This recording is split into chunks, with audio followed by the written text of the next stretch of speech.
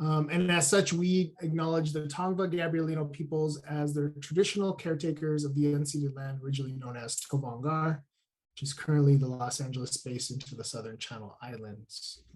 Good morning, everyone. It's good to see you in the chat. We have some great resources here for you all to check out as it relates to this land acknowledgement. So one of them that I'm going to share with you all is this activity developed by one of our teacher leaders to help you create your own land acknowledgement with your students. Okay, we also just want to let you know that it is Pride Month, and we want to wish you all a happy Pride Month. Darcy, I see that in the chat. Yeah, let me see if one of my colleagues can grab that map for you and share it. What I'm going to put in the link right now, or in the chat, sorry, I'm trying to man the chat and talk. I'm struggling, obviously. These are, this is a URL that will take you to a terrific library that we've collaborated with teachers to design of LGBTQ lesson plans. This is a time that the History Project is encouraging teachers to really be intentional about incorporating these important histories, especially in the sort of context that a lot of our LGBTQ youth find themselves in. Just teaching about that history, incorporating those narratives is one way of being supportive and an ally with that community, standing with that community. So feel free to peruse those on your own time. We're going to just do a little bit of logistics here in the morning before we kick things off. And the first thing is just to tell you all a little bit about who we are. So this project is a collaborative one. It's an effort between ourselves, the UCLA History Geography Project, and then our partners at the International Institute. And they're going to talk a little bit about themselves in a few minutes. But the UCLA History Geography Project is part of UCLA. It's located at UCLA Center X in the School of Education. Center X is home to practitioners. These are former educators who go out into the field, as we like to say, and support teachers via professional development, workshops, things like this that we're doing right now. We're also part of a larger statewide network called the California History Social Science Project, or CHSSP. And there's various sites, including one at UCI, one at UC Davis, and they have the same sort of role that we have. Here at UCLA, we believe strongly in collaborating with teachers to make history relevant and empowering for students. And we hope that today and the rest of this week makes that clear to everybody who's joining us for this workshop. This is a slide of just some of the community partnerships that we have. You'll see districts, including LAUSD and Norwalk La Mirada, as well as community partners, archives, libraries, museums. Library of Congress is a big one. So we are really working hard to develop partnerships within the community to continue to support the way that history and history education is done in Los Angeles. So that's me there. I'm the director of this project. Our associate director is in transition, as you can see. Our former associate director, Cindy Mata, is now the director of the UCI History Project. So if you know Cindy, that's news to you. Well, you can go ahead and give a little round of applause with your hand emoji, because we're very excited for Cindy in this new chapter of her career. I'm also joined by my colleague Amparo Chavez Gonzalez, who's our lead facilitator. She's a bit under the weather today, but she is here to support. Hi, everyone. I'll keep my mask on and I will keep my camera off, but I'm here to learn. And I just put some additional land acknowledgement resources for you in the chat. So glad you're all here. Thank you, Amparo. And then our project coordinator is Mark Anthony Moreno, who is on vacation today, so he's not here with us. Just as important, our teacher leaders. These are folks that are current or former classroom teachers who will provide professional development for the History Geography Project or collaborate with us. Vanessa Herrera is here with us today. She is a terrific teacher leader, and she's going to be leading this work. So I'm going to go ahead and pause and allow her to introduce herself to you. Good morning, folks. My name is Vanessa Rara. I've been with the History Geography Project for about 2 years. Super excited to be here. I've spent 12 years in the classroom, half of that in middle school and half of that in high school, and really excited to be looking at revolutions with you all. Thank you, Vanessa. Okay, so that's a little bit about the History Geography Project. I'm going to go ahead and turn this over to our colleagues at the International Institute and talk a little bit more about the work that they do.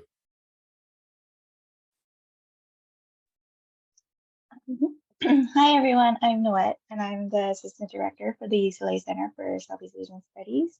And I'm joined here by my colleagues at the Center for Near Eastern Studies and Latin American Institute. And we're just really excited to once again partner with UCLA History Geography Project on the first of a series of workshops. Welcome, and thank you for coming.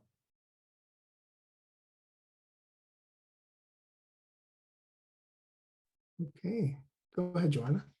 Oh, I just thank you for introducing us, and I just want to say that also the funds to help produce this workshop come from grants that we got from the U.S. Department of Education for international education. Yeah, thank you so much for adding that, Joanna. It's important. So this is a collaborative effort between the International Institute and us, and we did apply for this grant, and we're so happy that we were able to secure it and offer this professional development. We'll be offering another iteration of this series next summer, probably around the same time as now. So be on the lookout for that. Okay, so just a quick overview of our agenda, how to navigate this thing. So the first thing to notice is that at the very top, you'll see some links there that will help you sign in, access teacher resources, and then extension credits, which I'm going to talk about briefly right now. We have our driving questions for today. And then you'll notice that before each day, we have some readings from our professors.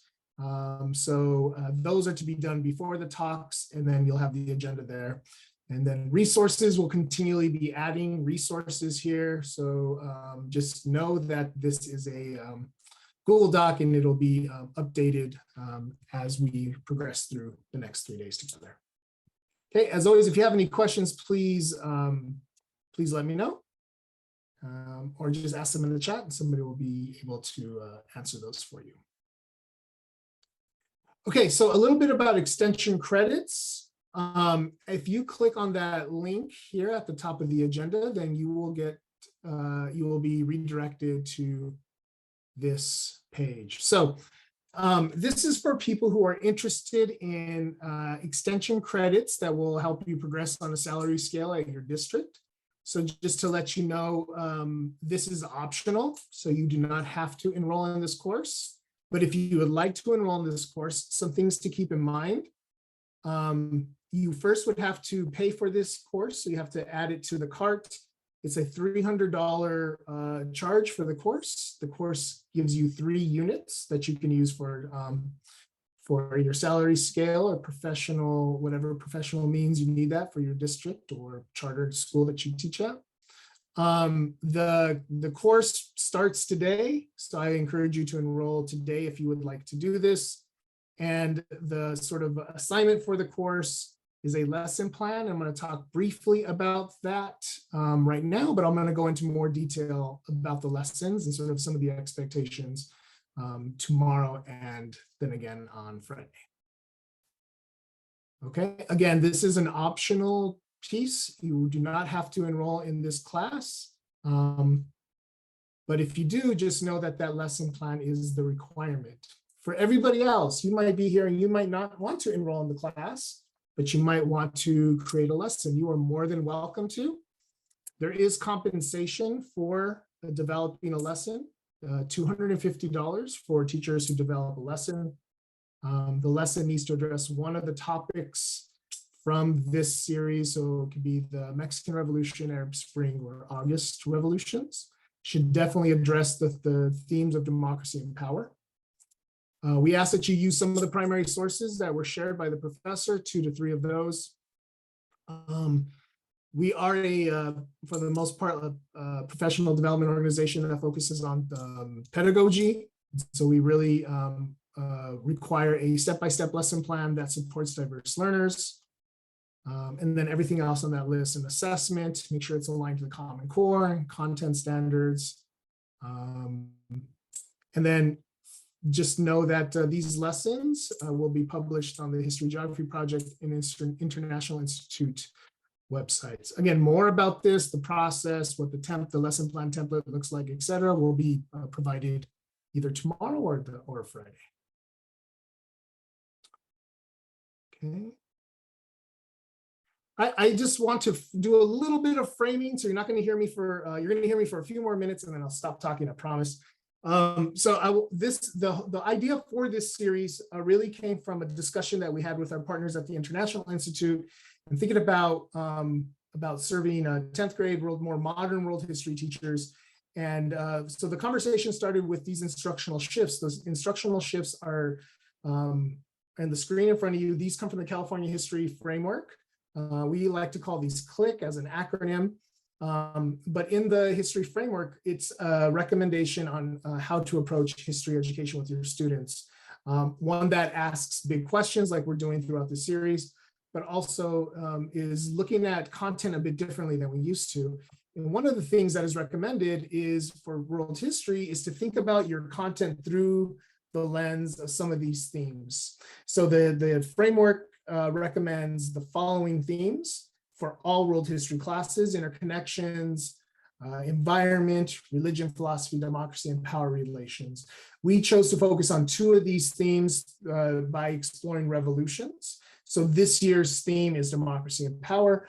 However, next year it might be environment and interconnections. So we're going to explore these themes throughout the course of this project in partnership. And then finally, some driving questions for the day. You'll find these at the very top of your agenda, but we're really looking at sort of the immediate and long-term causes and consequences of the Mexican Revolution, how us as teachers can help our students understand this event through the themes of democracy and power, and how we can teach this topic in a way that's engaging and inspiring for our students. Okay. All right, so with that, I'm going to go ahead and pass the mic to our teacher leader, Vanessa, who's going to walk you through this warm-up activity. Good morning, folks. We are going to start by warming up. If you can hit the next button, please, Danny. And again. Thank you. If we can go ahead and just start answering in the chat, what is a revolution? We're going to be spending the next few days kind of looking and exploring 3 different revolutions. And so let's ease our way into it by just coming up with some definitions, by just starting to talk about what exactly is a revolution. What are we talking about? What are the things that we are looking for as we think about and define what revolutions are? So if you could give it a quick minute and start thinking about those things and get that in the chat.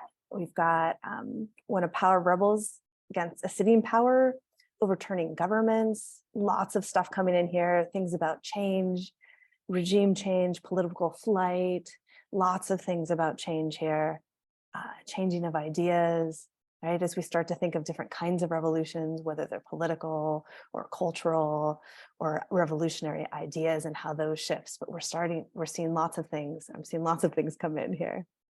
Yes, we're awake, the coffee has kicked in, of significant change, right? Things that are changing. Thank you for sharing all these things. Danny, if you can go ahead and click us forward. Oh, I love that, a remaking of economic and political classes. And one more, and one more. Thank you. All right, folks, we are going to continue this conversation in a breakout room. You'll be put into a random pair. Go ahead and say good morning to whoever you're there. Let them know where school you're coming from or what districts you're coming from. And we're going to have a quick conversation between you and them, looking at what are the conditions that need to exist for people to rebel, what needs to be in place for a revolution to spark. So if we're saying that revolution is about change, sometimes forcibly, sometimes violently, changes in ideas, and what are those conditions that are needed? And I'll go ahead and throw that in the chat as well so that you have those questions. But what, if we can get folks, my apologies, I've got some big buses and trucks going by here. But if we can please get folks into breakout rooms. We'll be in random pairs. Go ahead and join your breakout room. Say good morning and have a conversation. What does it take for a revolution to begin?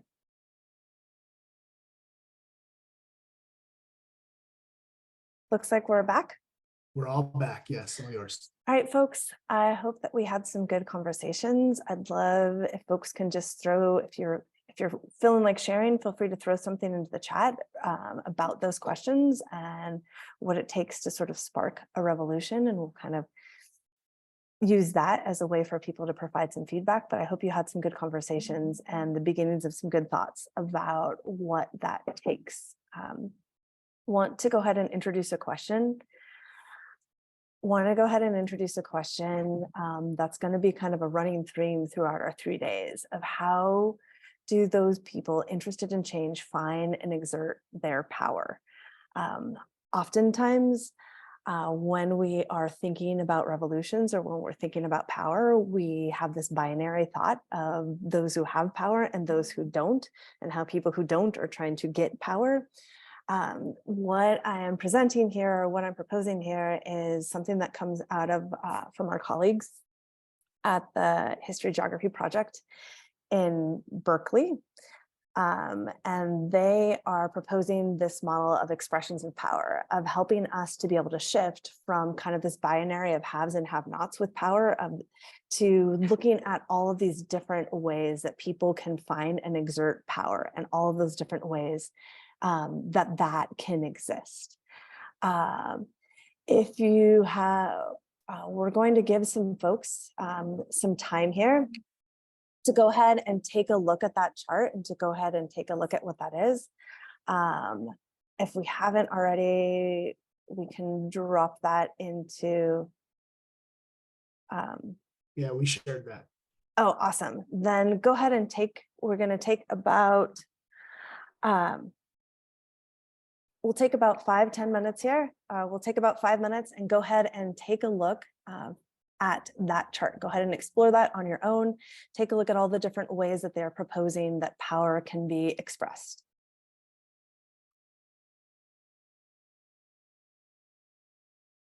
All right, folks, I'd love to hear some of your thoughts. We can go ahead and drop those into the chats of how this framework might be helpful in helping students to think past a binary when we're looking at revolutions.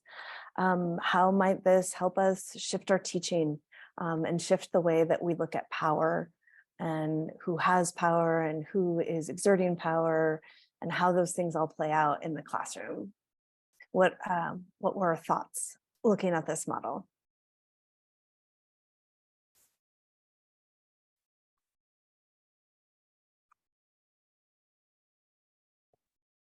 I sometimes find it easier if I can just talk instead of type. It's faster. That is totally fine. You're welcome to. Thanks. I'm Abir Shinawi. I'm coming from you from the East Coast. One thing that came to mind for me was power within, internalized power. I think, I can only speak on my behalf as an Arab American. Sometimes we come from communities where we don't think we have power. And how do we get out of our own heads and thinking, how can we see ourselves as part of a solution? And how can we see ourselves as parts of leadership where, like when I'm interested to hear about the Arab Spring tomorrow, because if you think of just say in the Middle East, there's so much going on. And I'm always asking myself, well, why can't they just, up and make changes? But I think it's also personal belief where it's internalized. And how do you change that? How do you get your students to believe that they do have that power? Or how do you move from a community where you always feel powerless in a larger system that has historically made you feel that way in order for you to internalize that power? So that one really resonated with me, especially coming from a community that I come with and how I can see myself struggling, but also people within my community doing that. So I appreciate this framework as well. Thank you. Right on, thank you. I appreciate you sharing, and I like what you're saying of that. I think it allows for an acknowledgement of, for lack of a better word, of kind of a quiet internal power. I think when we think of revolutions, we're often thinking of the big things, but this does allow, that internalized power does allow for that I can do it, I can be a part of this change. I'm seeing lots of things come through on in the chat as well. Comments on the resource, comments on different ways of looking at it, some questions on how this might affect how people look at change over time. Lots of things coming in there. Yeah, does this model make it more difficult to explain the difference between a revolution and just change over time? That's a good question. I think that's something that we'll have to sort of explore in these next 3 days as we kind of use this model, or at least use this lens to kind of look at these different revolutions and look at how power is shifting. My guess is that a lens like this would allow us to both look at changes over time and also have a framework to talk about power shifting there and power shifting in a revolution. But I think that's something to kind of be discovered over the next few days. Thank you so much for everybody's adding to the discussion here. I can tell that you all are really thinking and looking at this. I found it super useful, and it really did make me think differently about how power can be looked at in a revolution. Next slide, please, Danny. And now to kind of see if we can begin to look at some answers to some of those questions there. We are going to go back into a breakout room in just a minute here. You will be in a breakout room with one other person, and I would like you to look at this framework and see how would we apply that to revolutions that we are currently teaching. Oftentimes when I think about revolutions that we're currently teaching, the one that comes to mind is the French Revolution, because that is something that is definitely, if you've been in the classroom for a while, it was a huge part of those standards. But if you can go ahead and take a minute or take some time with your partner to take a look, pick a revolution. I'm offering up the French Revolution. If you have something else that comes to mind, that's fine. But start to pick out and start to tease out, how do we see examples of power being used in this revolution? Like, where do we see instances of solidarity or agency or systems of oppression when looking at that French Revolution? And start to kind of think through and list out some of those examples.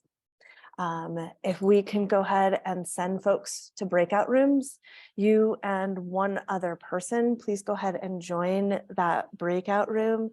We'll have 14 minutes in the breakout room to really take a look at this stuff. Thank you so much.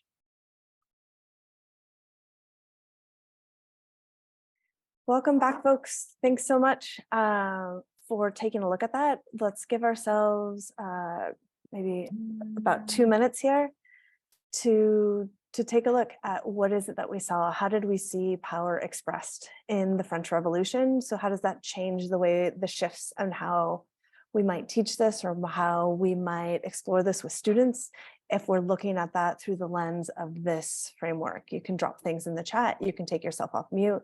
We have just a minute here, just a few minutes here to debrief.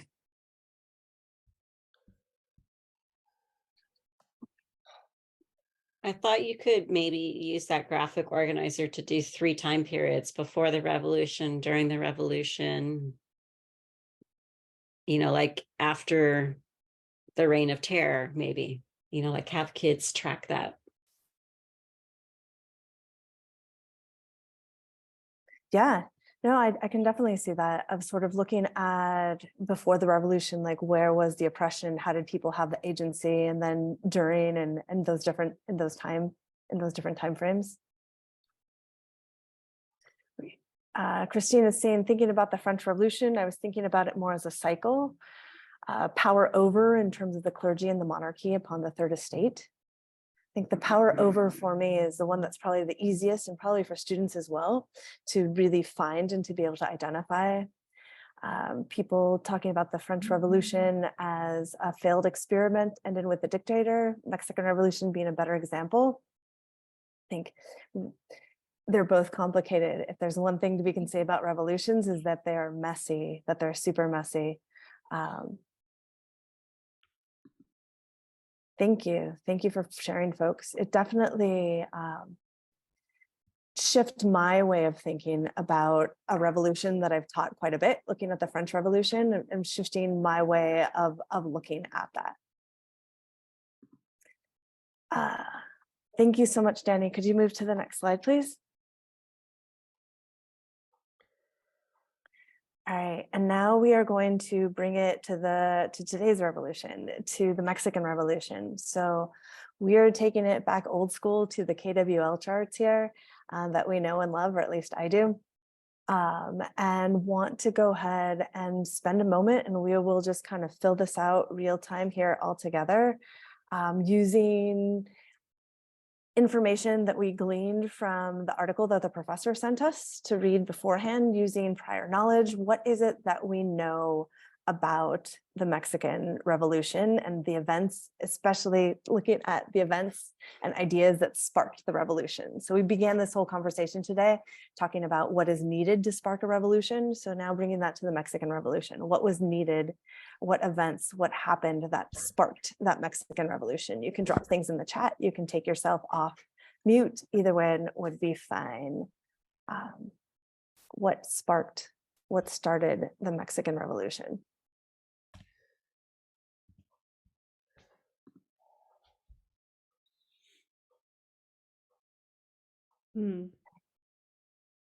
So when I look at this, my brain first goes to that power over. So I'm like, okay, what sparked the Mexican Revolution? So we know that we had, there you go, thank you. You took the words out of me there, Edgar and Jason. Yeah, the Porfiriato, right? Porfirio Diaz.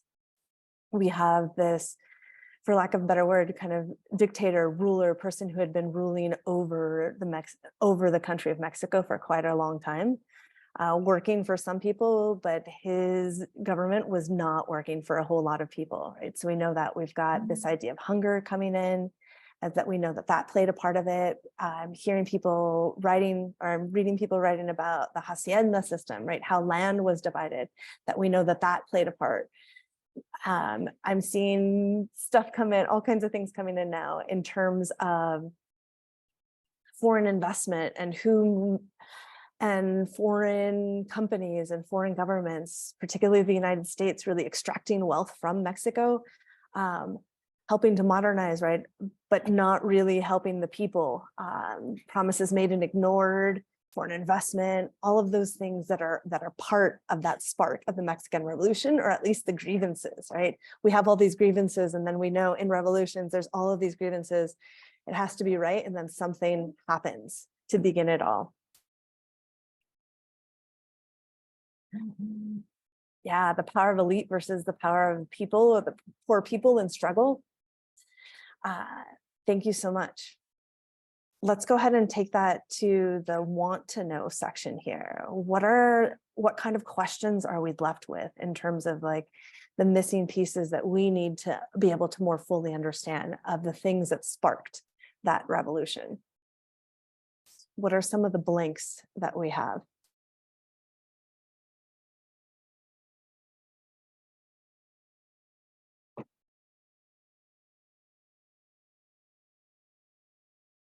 Again, questions of, well, why did the US government get involved? I like that, Martha, right? Of what stories are being left out of the Mexican Revolution, long-term impact, looking at different time periods and sections, right? We're looking at I'm hearing somebody say, well, what about the 1920s? What about the 1930s? How do we define democracy? These are all super great questions, right? And I think pieces to be looked at in terms of like, do they end up with a democracy? At the end of the Mexican Revolution, is there a democracy in place? Is it a better for folks?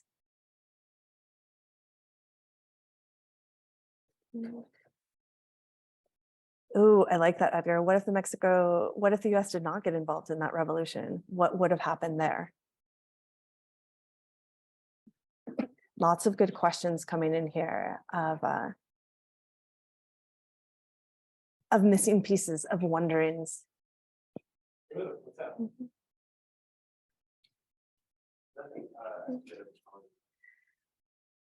And then that last piece, we'll just touch really briefly on the L part of the KWL here, in terms of learn, right?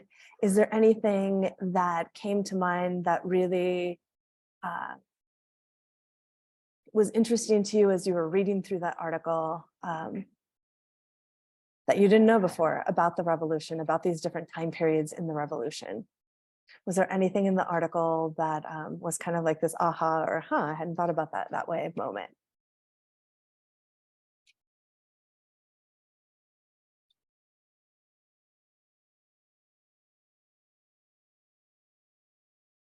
We're getting some stuff in about war tactics. And I know when I was looking at the article, it was interesting to sort of have it laid out and makes it more clear into different sections, different time periods in that revolution.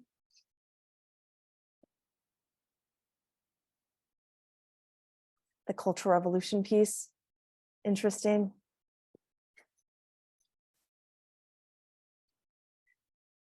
Right on, folks. Well, we are just at about time. Thank you so much for exploring these things with me, and I will hand this back to Danny. Thank you, everyone, for participating and being engaged in that process. And thank you, Vanessa, for leading us through that and getting us set up for this next part of our agenda. We're thrilled to be joined by Dr. Marie Francois. I'm going to talk to you a little bit about Dr. Francois, and I'm going to hand it off to her so that we can get into today's talk. So as you see, Dr. Francois is a historian and scholar. She teaches at Cal State Channel Islands. Dr. Francois has a PhD in Latin American history and also a master's in comparative world history. Her research interests are really looking at the history of everyday life in Mexico. And you might see some of that emphasized in today's talk. Her focus is from the 1750s to the early 20th century. Currently, she is investigating the cultural history of housekeeping in the urban Atlantic world, focusing on laundry in the 18th and 19th centuries. You see some of her publication, or you see one of her publications here on the screen in front of you. In addition to that, she has several journal articles, and she's been co-author on several sections of various books, including one called Female Entrepreneurs in the Long 19th Century, A Global Perspective. She has published articles in Mexico and is well versed in the subject matter. And we're just so grateful and thrilled that she is going to be joining us here today. So with that, I'm going to go ahead and turn it over to you, Dr. Francois. I'll stop sharing my screen. So okay. All right. Hi, everybody. Let me see if I can get this shared correctly. Let me pull it up, get it in slideshow mode.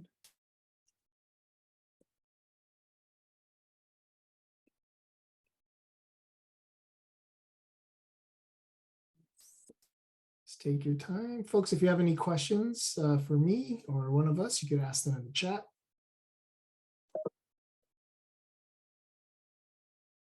All right, are you able to see my screen? Yes. Let's see what happens if I go to slideshow. Am I going to lose you all? Let me see. Can you still see it? Yep. Yeah, all right. Yay. I think we all got good at Zoom under duress, but I will say that even though I've been using it a lot the last few years, it's not something that that I do much with. So as you heard from Danny, I'm a historian. My PhD is from the University of Arizona many years ago. Been at this for a long time. Before I came to back to California, my master's is from UC Santa Cruz back in the 80s. Before I came back to California, I started my career in the South. I taught at Auburn University, where that book you saw on credit was written and where I was tenured. And then I came here to this little teeny place to help start a new, banana slugs, yay, to start a new university. They were 4 years in. We just had our 20th anniversary. So hope you'll send your students to Cal State Channel Islands. A little plug there for you. So, all right. So I am going to focus today on thinking about how to think about the revolution. So interacting a little bit with the standards that you all have from the state and talking about how different scholars have looked at it. Then give a bit of a chronological narrative. I had shared, and I don't know if Danny, you got this, another slide deck that has kind of just the straight chronology, some highlights and things like that, that might be useful for folks to grab to think about things. But some of those slides are going to be in this one as well. And then some highlights around some of the documents that I shared. And then the last couple of slides are resources, in addition to the ones that are linked here in this presentation. So, okay, let's see. So you just did an exercise on kind of what you already know. So I'll invite you to kind of add to that a little bit with answering one or two or all of these questions. Give you a few minutes, jot this down. We'll come back to these questions at the end of my time with you. So maybe you've been teaching it for years. Maybe you're just going to teach it soon, and all you know is the things that you've looked at recently. So just think for a few minutes about when, and then some of the whys and whats, some of the who's, the who, what, when, where, the W's of history. Just take a few minutes to think about how you would, just with what you know now, answer jot down some things.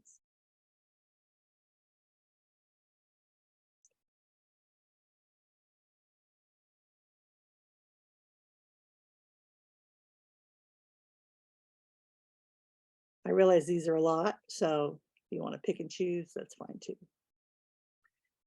I won't be able to answer all of them fully, but I do want you to be thinking about what you already know.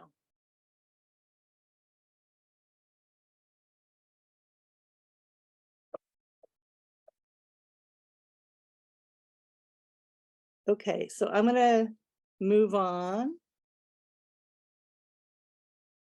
All right, so this is a very busy slide, and I apologize for being quite so busy. I kept wanting to add more, and I adapted this to one we did a couple of years ago with some of you. I may already know some of you from an earlier run at this about some years ago.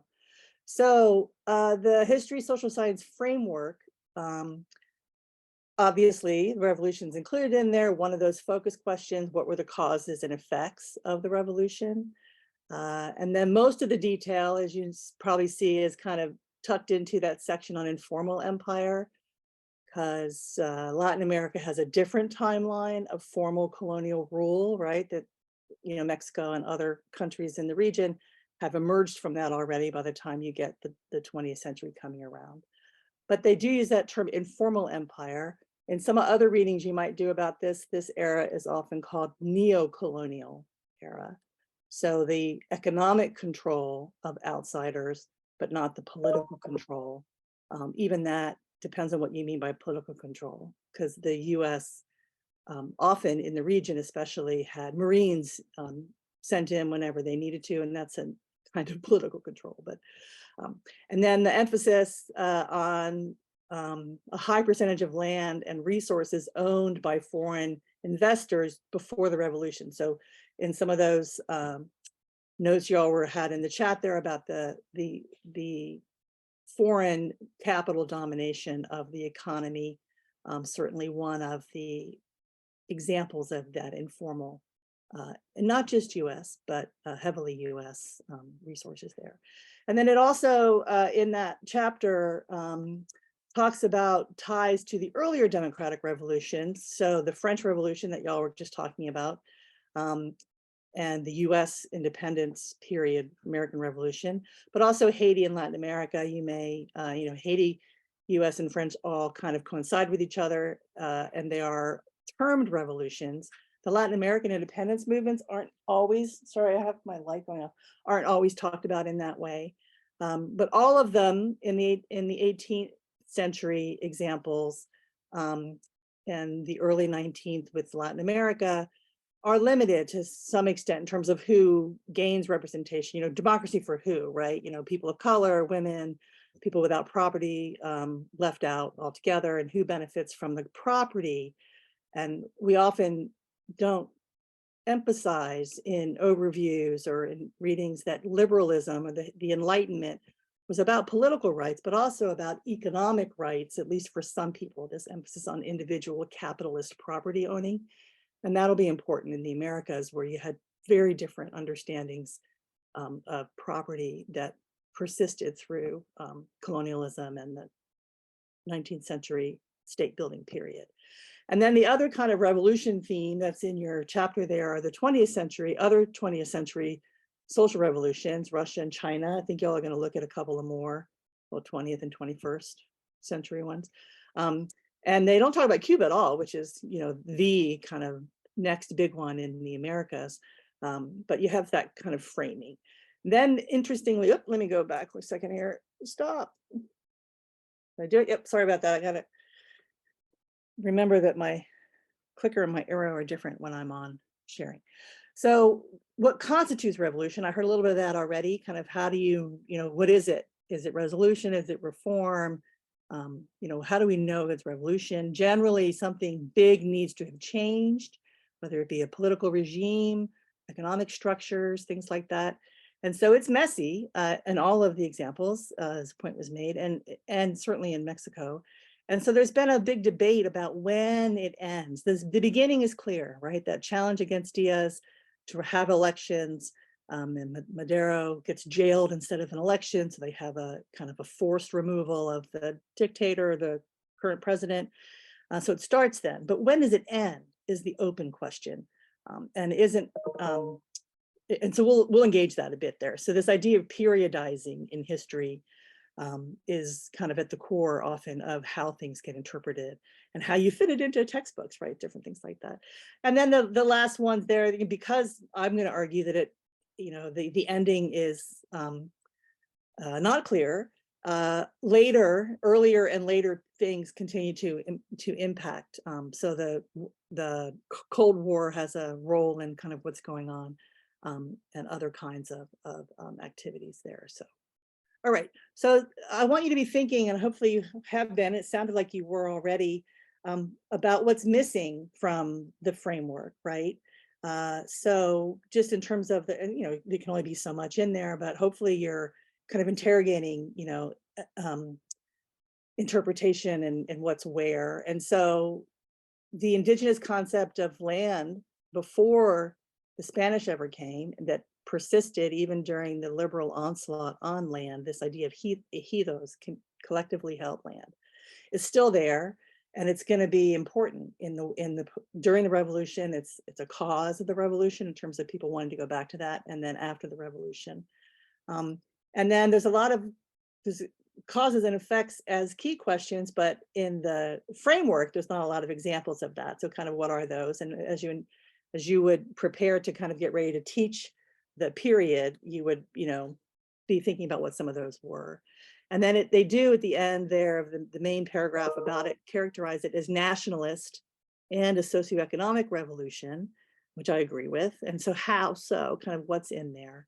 And then a big thing missing and this is not to just this, but even textbooks often, the Constitution of 1911 that Mexico is still governed on is a consequence, as a result of this revolution. So thinking about it, you know, yes, it is a constitutional switch. There were constitutions before, but there were many in the 19th century.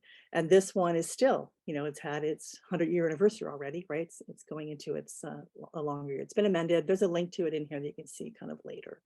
And then before I kind of move on, I noticed in the framework, there is an exercise that they recommend where you can break students up into some groups. These are the groups they give you, thinking about some of the ideas that people were talking about, what else they'd like to know, kind of who's left out. That's my question here, you know, who is left out of this, picking these 5 groups, right? And then not all of them are groups, some are individuals. And then what periodization does this represent, right? This is really only about the fighting phase, right? That armed phase, the overthrow of Diaz and the armed conflict. So as we'll talk about, there are other ways to think about that. There's a link here, and it's also at the end on resources, of an activity that I did with a different group of y'all a number of years ago that has different role plays, has some women in there. It has the Floris Magon, a Liberal Party lefty guy, a whole bunch of different people, and Americans and Diaz and the folks here, but a bigger cast of characters. If that kind of role play is something that's useful to you, it comes from the University of New Mexico. Okay, so there's that framing, right? This social science framework. The revolution itself, I already heard this already, it's messy, right? And there are lots of agendas about who gets involved and why. And there are many, many, many different interpretations of it. So this term historiography, right? How the kind of practice of writing about history carries with it all kinds of perspectives and agendas. And they're different. So there's different arguments about when it started, why, well, again, the start's generally agreed upon, but why, what's important about it? What are the different phases? When does it end? That I already highlighted. Where did it take place? Do regions matter? Absolutely, it's different in different places, right? Are there villains? Are there winners? All kinds of things go into how scholars, and then in the popular imagination and on television and different places, in film, how they've studied the revolution. And so I have kind of 3 buckets here, and these are just some examples. And you can, again, at the end, I have some resources of historian articles who then discuss some of these in different ways. But the kind of old school, and this emerged right in the 1920s as the fighting ends, and as the kind of playing out of policy and shifting foreign relations and things started happening. There were already 4 different kind of approaches, right? That it was just a limited democratic thing to get rid of a dictator. Others that it was already a sweeping, huge rebellion of, the people, right? Others focusing on the anti-imperialist and socialist aspects, right? And others just talking about the heroes, right? The kind of Villa and Zapata, and they're the 2 really that make it into that heroic panoply of folks, right? And then and this lasts for a while. It never goes away. This is still, all 4 of these are still reigning interpretations that are out there that you can find in a book if you were to pick it up. Then in the 60s, you start to have some revisionists, and mostly this happens following a massacre of students in 1968, same time period that you had student rebellions here in the United States and things. And they, in the titles, one was called The Unbalanced Revolution, a real famous one by a leftist historian. It's called The Hijacked Revolution, because in the end, after all the bloodshed, 1.5 million people die, that the middle class bourgeoisie hijacked the revolution, right? Many revolutions, and there are many, many, many books on this. If you're interested in a particular region, maybe you have family ties or your students do, you can find out what it was like in Michoacan as opposed to the South, as opposed to the North, right? And there were different revolutions in those places, right? So that's one of them. And then others pointing out that it really wasn't that revolutionary at all, because you ended up with an authoritarian state-led capitalism in the end, which wasn't that different for terms of how people experienced it than the porfiriato, right?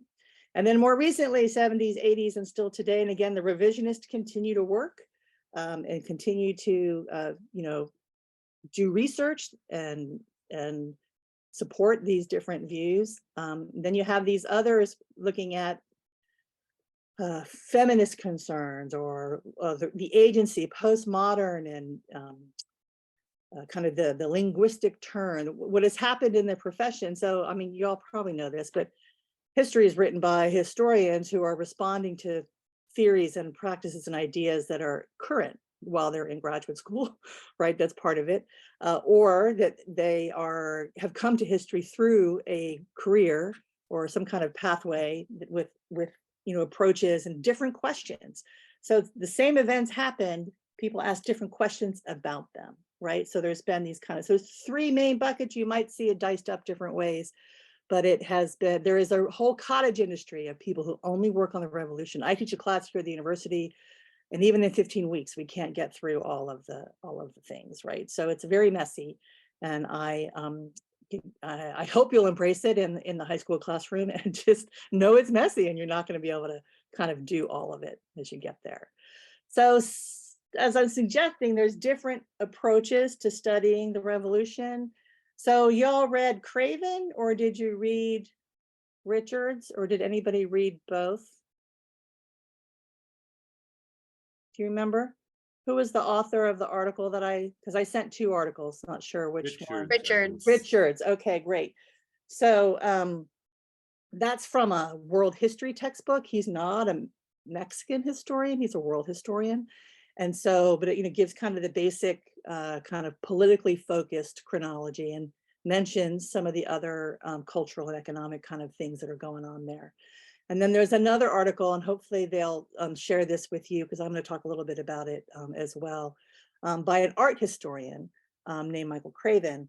And he gives you, differently from the chronological phrases that you got in Richards, right? So jumping down to this second point here about chronologies, you could make them really small, and you'll see I'm going to have one that's called redistribution in a little bit. 2 main ones though, the armed one, which is the only one really covered in the HSS framework specifically, right? And then in Richards, he's got that revolutionary decade, so the 10 to 20, the armed phase, and then using power. Often that later 1920 to 40 is called reconstruction. It's also often called redistribution, because that's part of what goes on, especially in the 30s. And I'll talk a little bit about that, right? So there's different ways to kind of think about it. And if the questions you're asking, how do you redefining revolution? Are you wanting to look at the larger arc of history, or are we looking just at particular phases? So when you get a chance, or if you do get a chance to look at Craven, he takes a kind of, he talks about 3 competing and simultaneous kind of narratives about the revolution, some of which tap into those buckets that I just talked about in historiography. And he does give you some references as well, whereas Richards is a straight textbook with no references. I mean, there's some follow-up reading, but he's not like giving you as you go. So one based on an agrarian-based insurrection, and Mexico is an agrarian country in terms of where people live and work until the 1950s. So well into the kind of aftermath of the revolution, most people were rural people in Mexico, even as it was industrializing and things. And then also a nationalist state building project is another kind of narrative, national narrative there. And then a worker insurrection, because that's also something that's happening. And there's a couple of big early strikes that are often called precursors to the revolution. And during the revolution, factories get taken over and they're run by the people who work in the factory and things like that. So you have a bunch of different ways. And on the right here, just some other ways to kind of make sense of what's going on and the way people in Mexico have, right? Through art. And I've got a couple of things thrown in here. At the end, I have a link to a Library of Congress site on corridos that might be interesting to you, with these songs about the revolution. So there's different ways that it's been taught. Part of the murals was actually to teach the revolution to a country not yet literate, right? Because one of the hallmarks of the 19th century was illiteracy. And then there's still is this kind of emphasis on kind of the nationalist corrective to the extractive model, or the neo-colonial model, or liberal, meaning classic liberalism model of the Diaz period, right? That you'll see in world history. All the isms, pick an ism and it's in the revolution, right? So if you have an emphasis, or if you have a thread where you're looking at the impact of different ones, are all part of what's going on here. And then we also always want to remember, and we see this in coverage of wars today, right? That war affects everybody, not just those who take up arms or who are behind the scenes, running armies, but lots of non-combatants, right? Lots of people who were in support roles, and people who weren't in any role at all, except in the wrong place at the wrong time, whole villages, cities, right? Communities. So the perspectives, everybody experienced the war. You don't just need to think about, and that's part of what I like about the other set of kind of role play. You can do this a broader range of folks that think about the revolution. And then one of the kind of heuristic ways to think about the revolution, and certainly the way it's been talked about in all those different perspectives, is kind of revolution from above, when it's elites or new power brokers, middle class folks, the people like the Carranzas and Madero and calling the shots, and at the same time, a revolution from below, where you have agendas and interest and motives coming from the folks not necessarily listening to the leadership above. And then someone like Zapata is kind of a liminal one in there, because he's not really from above. He's kind of in the middle, and then he's kind of swept by a popular below kind of movement. So different ways to kind of think about where we are. Okay, I'm gonna get into where I'm going to stop talking in just a minute here. So again, some of the questions that I pulled out of this chapter 15, and then down here at the bottom, the ones I had asked you to kind of think about, ways to think about the revolution and where it might fit with what you do already. I did want to take just a minute to talk about how it fits into Mexican history, right? So here's two very common. This first one is a very short, it'll literally very short. Students like it, except they're like, there's no detail in here, But just a 5-chapter textbook about about Mexico. And when I teach it, I would start do a little bit in the beginnings, and then the liberal modernization is that Diaz era, right? And then the revolution gets a whole big chapter. And this author has written about a number of revolutionaries, so it's not surprising that he gives them a whole chapter. And then there's another. He's a German American Mexican historian, if that's his heritage. Teaches in North Carolina. And then Alicia Hernandez Chavez is a Mexican historian from Mexico. And this is an English University of California translation of her book. And again, she kind of stretches out the liberalism, and the Porfirian period is in 2 different chapters. And the revolution really gets 2 separate chapters, because that foundations of the new state is getting into that governing time period of the revolution. So, even in just teaching Mexican history, it's a super complicated and prevalent, prominent kind of thing in Mexican history. So, okay, so just for a second, I want to touch back to some of the stuff you all did in that beginning thing, and then I'm going to have you break out and talk to each other a little bit before we come back and look at some examples of the revolution. So, the Porfiriato was kind of emphasized as a progress era, right? As a better time. It's the same time as the progressive era in the United States. Sometimes here it's talked about as a turbo capitalism, right? There weren't a lot of regulation. And there's a boom so there's a lot of investment in the 70s and 80s, mostly foreign, with sometimes Mexican partners. And then there's a boom from around the turn of the century, right? And they try and kind of have that benefit the Mexican state through tariffs and different kinds of laws around let's just say corporations and not incorporation. Sorry about that. So there was a rapid expansion of industries, right? Alongside a growing foreign control in mining and oil and in textiles. And the US was more important in mining and oil than in textiles. The textiles were mostly French, but also some Spanish.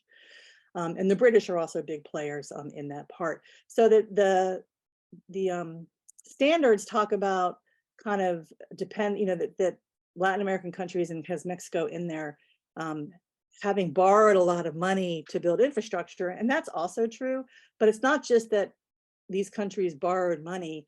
They actually had most of their industries under the control not of Mexicans, right? So it's not just a matter of borrowing money. Oops, shoot, I did it again. Wrong click. Hold on, give me 1 second.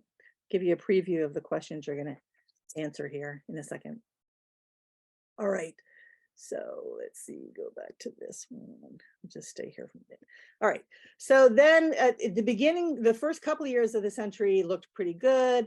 And then kind of what they had been trying to do through their finance minister and others, Minister of Economy, started to kind of stagnate, right? And manufacturing didn't grow much more, the middle class income. So the other thing to say about that growth of industry It also meant they needed more lawyers and engineers and accountants. So the middle class grew, and there was investment on educating folks at universities. There was a mining college, for example, and things like that, right? So there were people who were benefiting. There was an emergent middle class benefiting from this model. And so, but by the end of this first decade, that became stagnant. And then there were two big strikes, one an American-owned mine in the north called Cananea, and another in a Spanish-owned textile factory in Rio Blanco, which is in the state of Veracruz. Two big strikes. They were repressed brutally. And so publicly in the paper, that middle class who had kind of put up with what looked like perhaps, civil liberties abuses and things, started not to necessarily do so. So who was the progress for, who benefits, and when is it kind of a tipping point where not enough people are benefiting, or people who are good-hearted but had not necessarily complained because they weren't abused start to see the costs of that, right? Another big thing here gets on that role of dictatorship. Diaz was technically a president and not a dictator. He was technically elected, but in elections with really no opposition. It was a closed political system. They were all in their 70s and 80s and friends. And each state was also run that way. So there really was no political way to kind of change the system. He does have an interview, and sometimes I give people this to read. That's a very interesting with an American journalist about how, yeah, Mexico's now ready for democracy. I'm the grandfather and now we're ready. And so I'm going to step aside. And so then people start running. And that's why Madero tries to run for president. He instead gets arrested. And then they launch revolution instead. And then again, Mexico was a rural place. Most people involved in some kind of agricultural work, and lots of grievances, and we'll focus a little bit more on some of those in a minute. Okay, so I think Danny or somebody's going to put you in some breakout rooms. And so there are a number of questions here. I invite you to look at them, take some notes. I think they'll be broadcast to you in your breakouts, but you'll have about 5 or 8 or 10, I'm not sure how many minutes, probably just 5, so that we can wrap up when we come back. Looking at examples. So think about some of these things I've talked about. If you didn't get to look at Craven, maybe that second question, it's just how does Richards compare to the standards or something? And talk to each other about one of these. So think of one you'd like to talk about, maybe jot it down, and then when you get in your breakouts, you can arm wrestle and decide which one you're going to focus on. Thank you, Dr. Francois. Okay, I believe those breakout rooms are ready to go. Folks, we will go ahead and broadcast these questions as well as a reminder. We'll take a moment to look at them and find one that you might want to explore. I think they're all gone.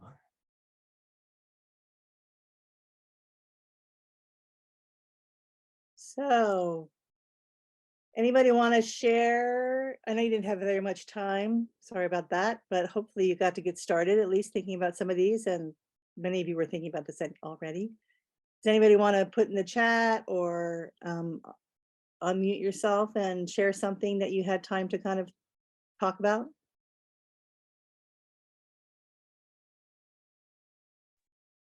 I can talk about the first question with the themes. We were talking about how basically we try to help students digest revolutions by saying that there are similar causes to those revolutions.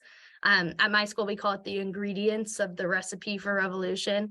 So it's very easy. As I was annotating our text for today, I was trying to point out those ingredients that we could then try to make a little more digestible to our students. So as far as the themes and shifts of power and why do these things happen, I think it fits in nicely there. All right. Darcy, you have your hand up? Myself here. Sorry, I was going back and forth because I just got a bunch of books delivered to me. I just wanted to, I taught for 20 years and I've never had a chance to focus on world history. So this is going to be fun for me this year. And I just want to give a plug for Abe Books. So if there's anyone, I'm going to keep a running checkout cart going as we go through, but some of these books that you're mentioning, including the Richards ones, can be had really, really, really cheap. So I just want to throw that out there for everybody. All right. Resources, yay. Mhm. All right, so I see Adrian, some of the isms, different leaders, radical vision. So talking with somebody else. Okay, so different ways to go. And then Janine talking about needing to go all the way back to colonialism for the roots. Yeah, so there are a lot of people that would agree with you there. And I'll talk a little bit about that in terms of some of the land. So, all right, well, thank you for sharing a little bit. And I'm gonna jump in now here to, oh wait, let's see, curious about the regional nature. Still very regional. Scott's asking a question about region. So yeah, Mexico is a big place. So I don't know if many of you have had a chance to go. And some of the regions, like the Yucatan, for example, even during the revolution, it has its own revolution. All kinds of different things happened there than happened in the rest of the country. There have been some separatist ideas over the years.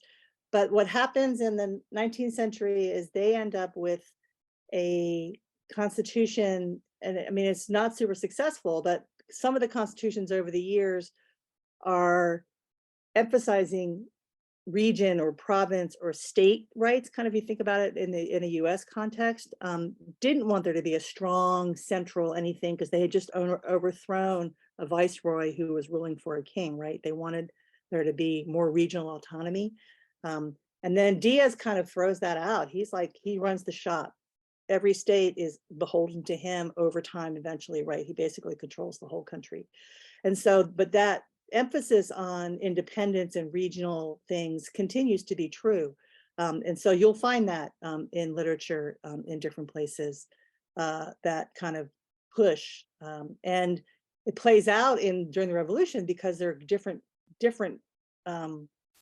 agendas in different places that are more rural or have a particular foreign power, or different things like that, that will reject or accept different pieces of the revolution. And the Cristero, there's a whole anti-revolutionary movement in what's called the Huasteca region, the Cristero rebellion, and it's a Catholic kind of repudiation of some of the elements of the revolution were anti-clerical, and that was very regional. So there's a lot to look at for regions. If that's something that interests you, you could be in a lot of rabbit holes for a long time.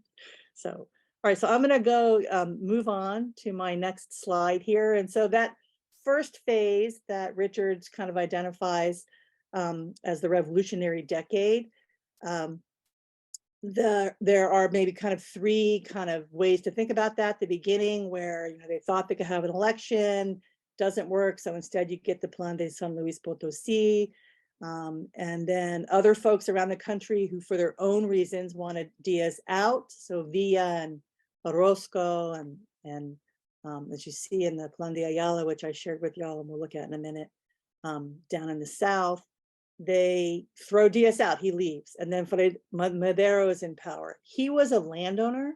He was not interested in social revolution. He was very much interested in a democratic revolution, and that there would be choice and that people didn't stay in power forever and all those kind of things. And so when he comes in power, he doesn't get rid of all the Diaz people. He does here and there, but in many ways he is very moderate. And so the people who had more urgent plans take up arms against him again. But even before that, he ends up having a brief counter-revolution against him. So Victoriano Huerta, who had been a general in Diaz's army, he doesn't get fired under Madero, and then turns on him. And so there's a brief time where he rules mostly Mexico City and then some regions, and there's renewed resistance. So you kind of get civil war again, continuing. And then those power struggles continue up until the 1917, when the Constitution is finished. So they start working on a Constitution in 1914, and there are, let's see, different agendas at play there in that period, and eventually Villa and Zapata get killed off after the 1917 Constitution. So the armed phase, and here's some pictures of some of these folks.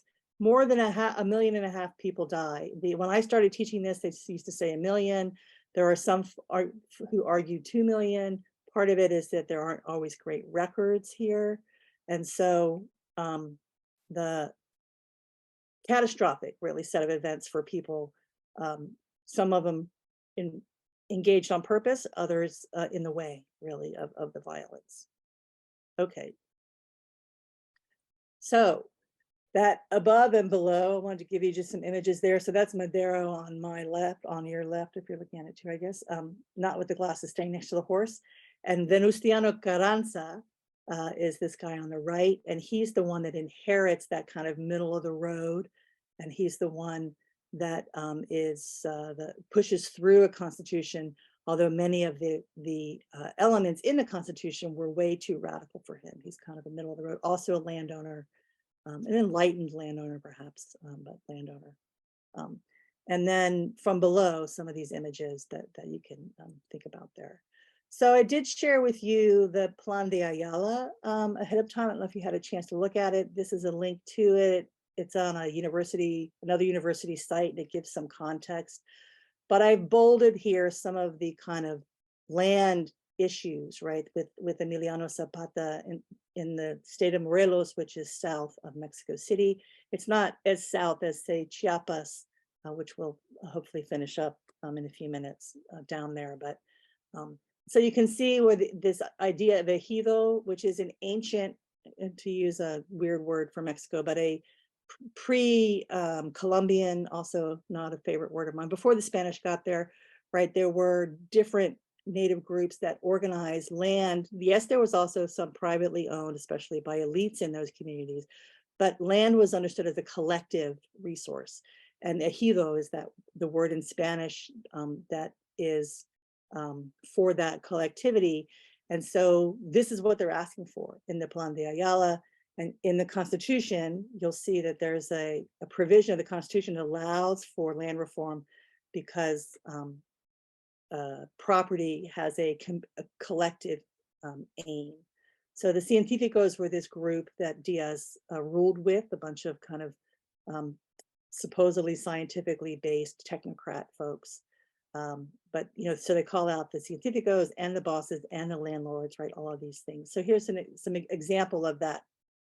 A long-standing cause, right?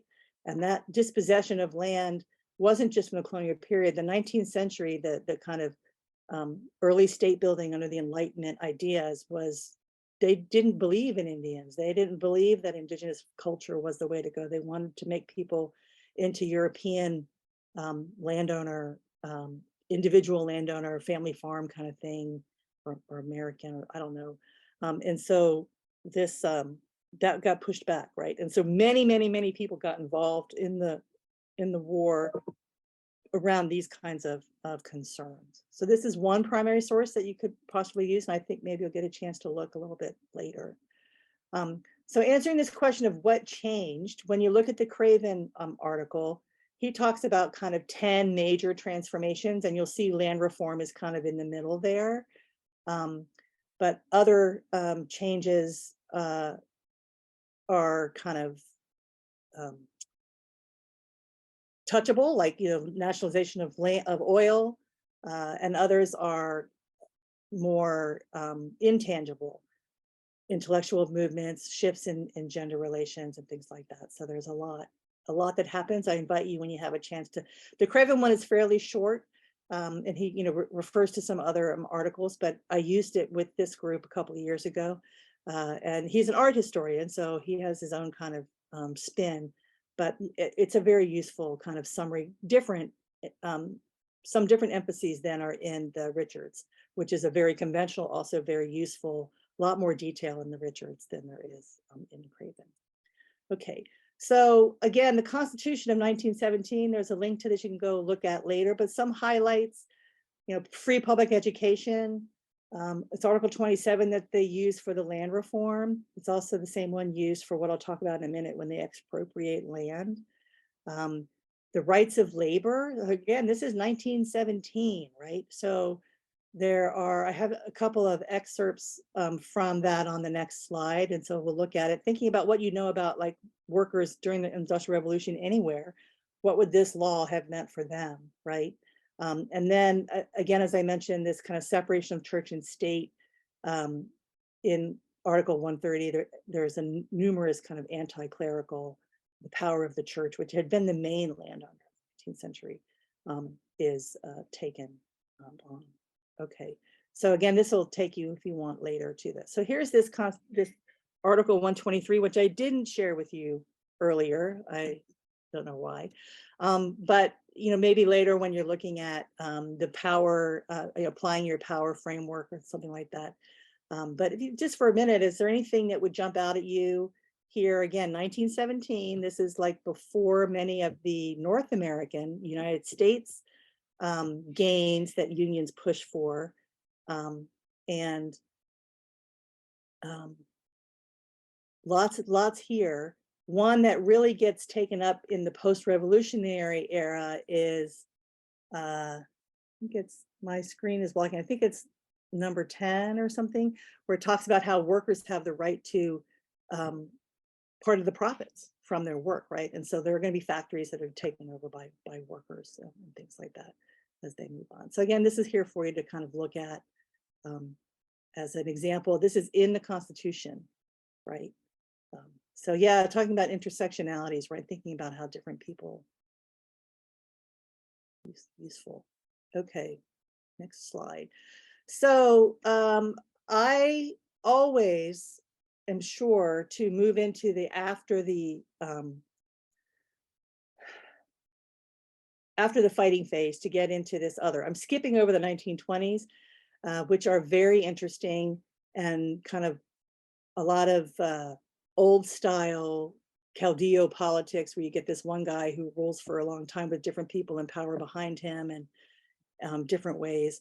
But to focus on kind of what changes, it's in the 1930s when Lázaro Cárdenas, who had been a governor in a Western state in Michoacán, where he did a lot of this as governor, then he brings these things to the national stage, where they really pull off some of these, radical reform. It still ends up more people without land than with land, but a lot more people end up with land in these collective holdings.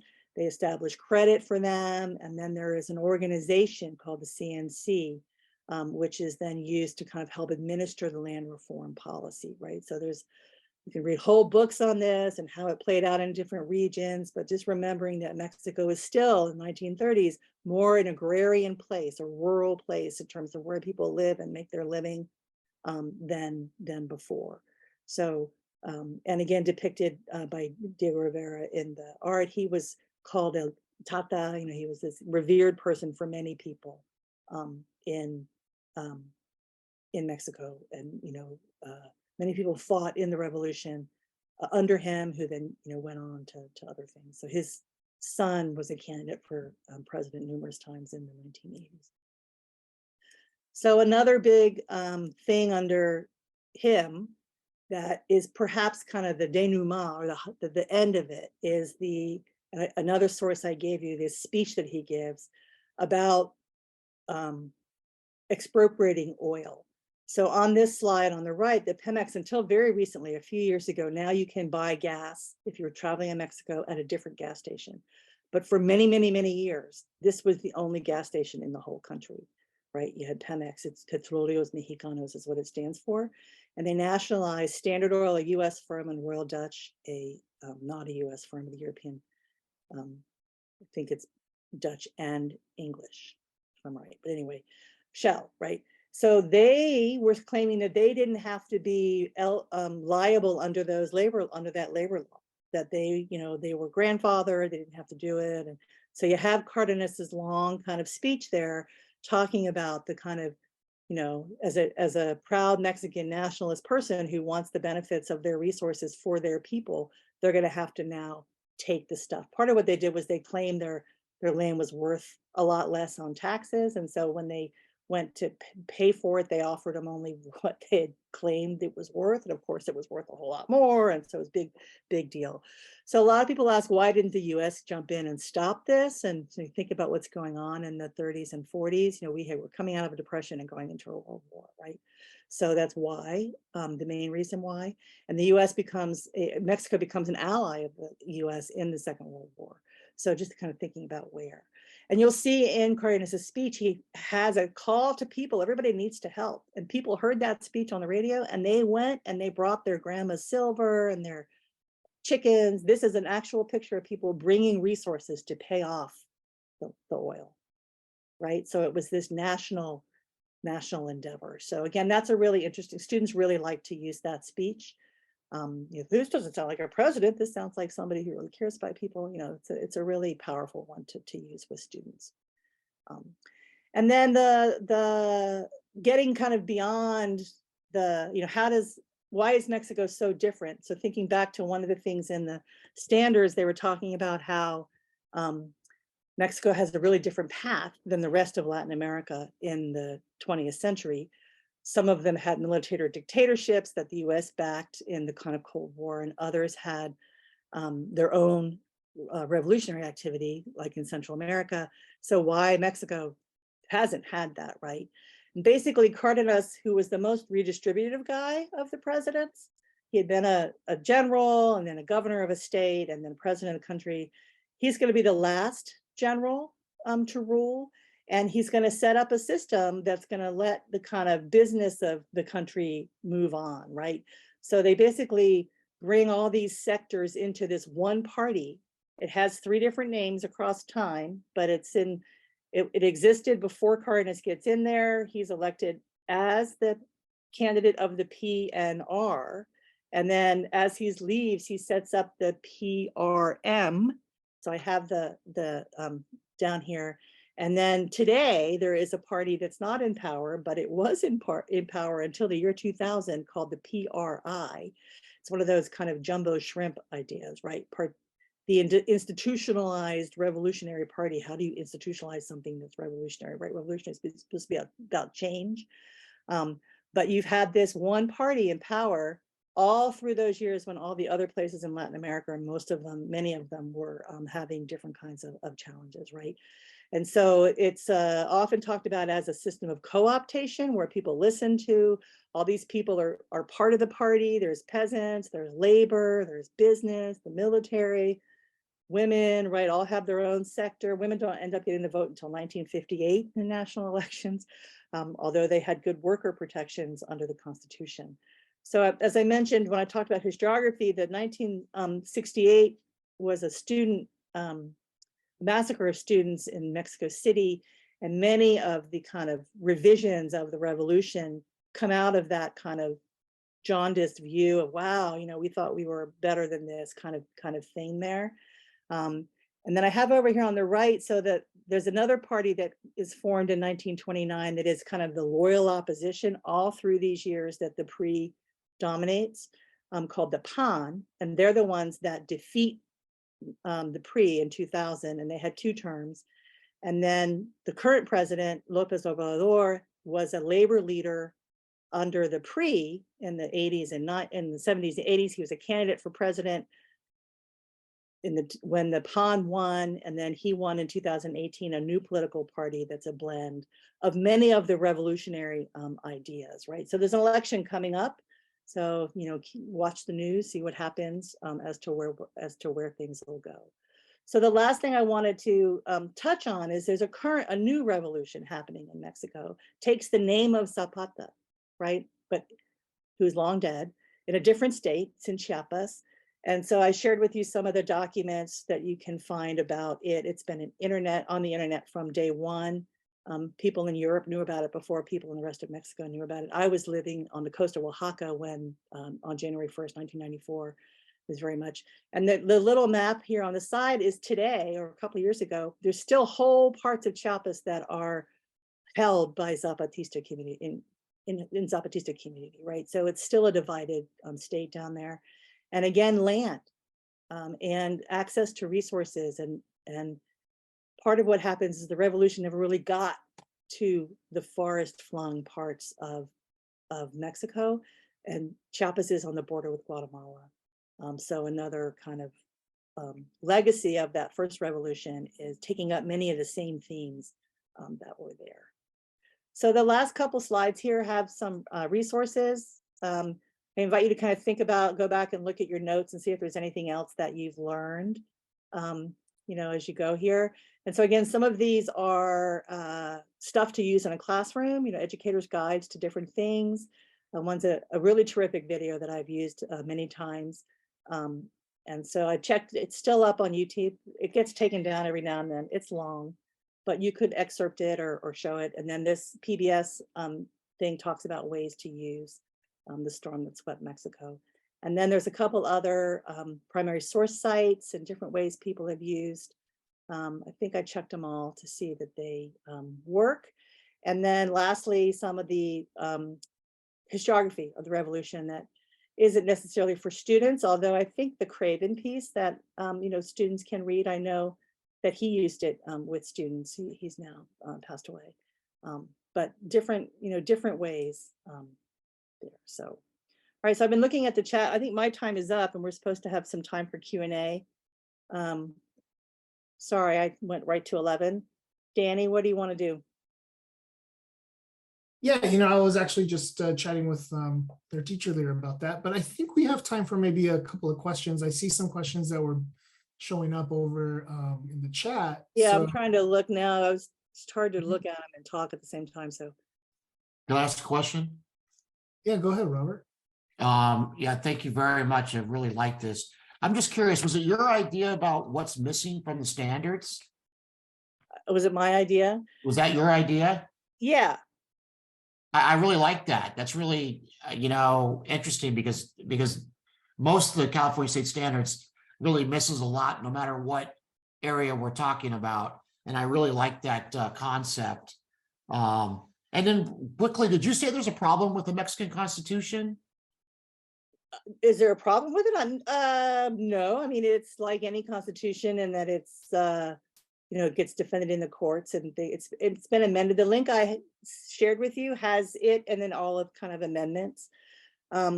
So some of the provisions of it were not immediately applied. So for example, oil, they could have been applying, provisions of it right away, but there were some negotiated agreements in the 20s that protected American oil companies, things like that. So it's kind of as to when things matter. They talk about a minimum wage, but in fact, if any of you have family in Mexico, minimum wage is very much, depends on where you live as to whether or not it's enforced and things like that. So, but there's not a problem with it. It's still the Constitution of Mexico. It's remarkable in its longevity in Latin American context, that it's been there as long as it has.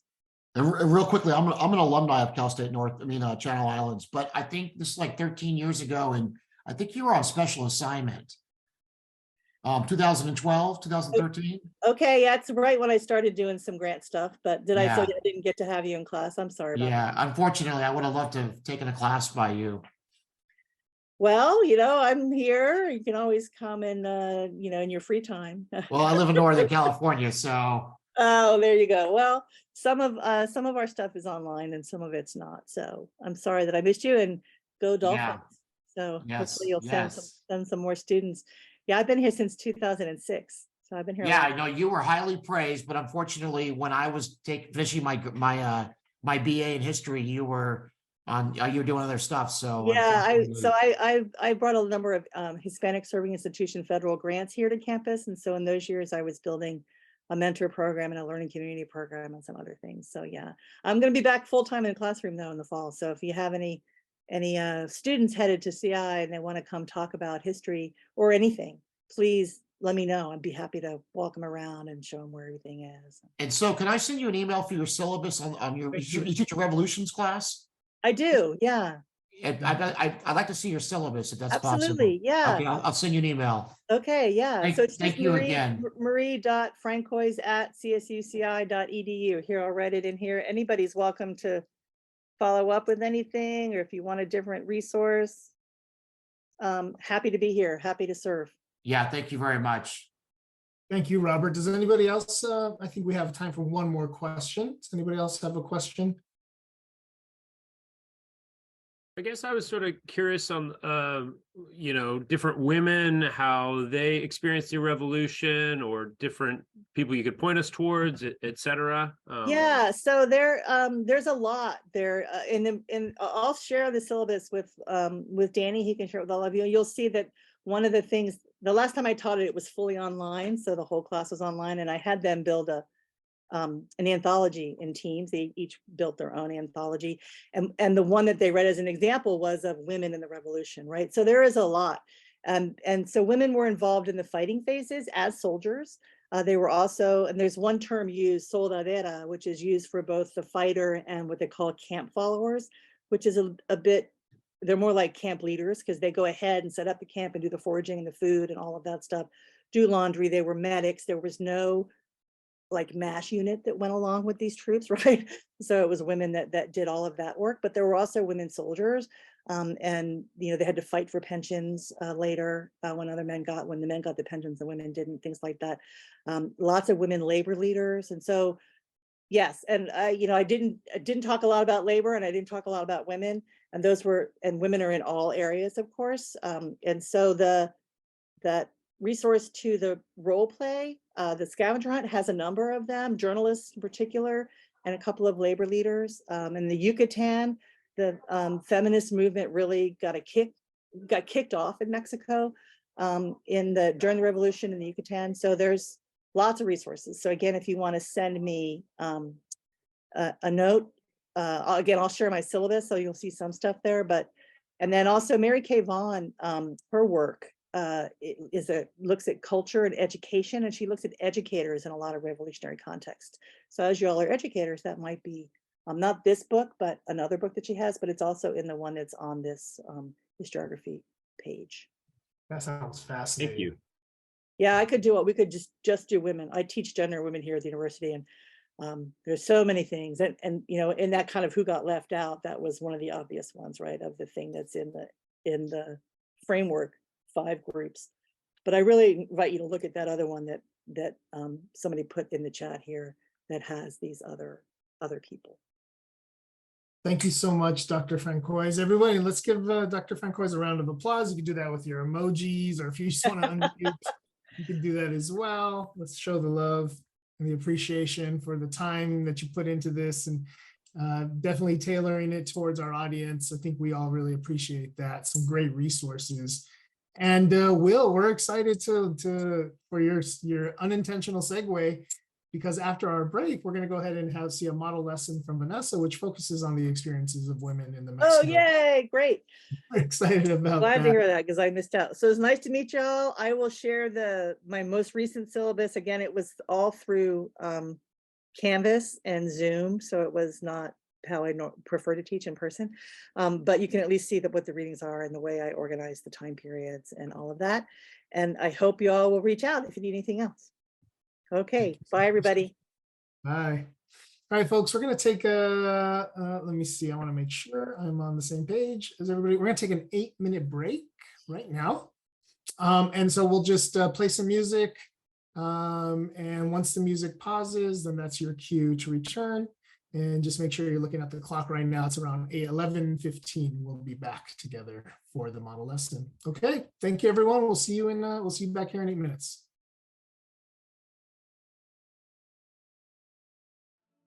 Okay, everyone, just welcoming you back from our break.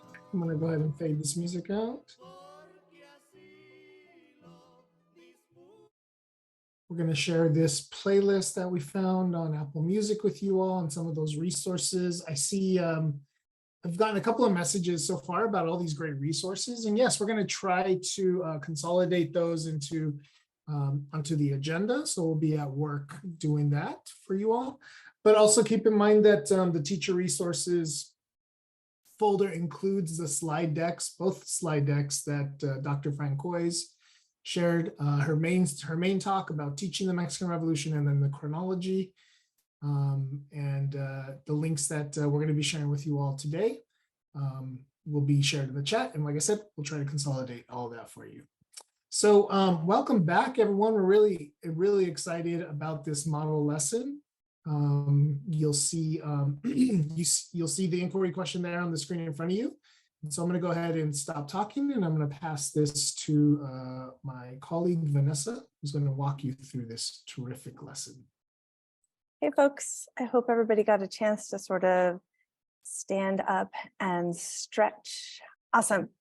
Yes, thank you so much, Will, for setting me up so nicely with your question about women in the Mexican Revolution. I see this lesson as taking around 2 days, depending on the length of your class. I see it as being a part of a larger unit on the Mexican Revolution, or maybe even a larger unit than that, comparing a couple of different revolutions, and really looking at the types of power that women access and exerted during the Mexican Revolution. So we're going to look at, that's where we'll start. Just to ground us in the content standards and where I see this as fitting, we've got that big standard that talks about American Revolution, French Revolution. I think that really the Mexican Revolution could slide in there as well. This idea of comparing and contrasting revolutions. I think it's okay for us to let go of the Glorious Revolution and insert Mexican Revolution in there. Also, the framework specifically calls out the Mexican Revolution and asks us to think about what the causes and effects of this are. So that's where I see this really fitting in. A little bit of background information. It's important for us to remember or to know that prior to the Mexican Revolution, women had very few political rights in Mexico. It was not, women had very few political rights in Mexico. And so really the revolution is a very large change, a revolution of sorts for women as well, and the roles that they were taking on and what they were doing militarily, politically, in terms of journalism, in terms of all of these different things. It really was a pretty big change for a lot of women.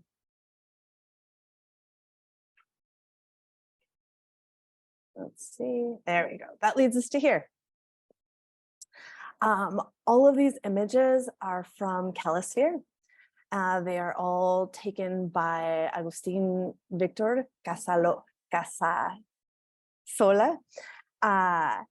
These images here are looking at, we've got these really rich primary sources from the Mexican Revolution in terms of pictures here. I would love to invite people to go ahead and take a look at this question and to answer it. We'll spend a few minutes here answering it in the chat.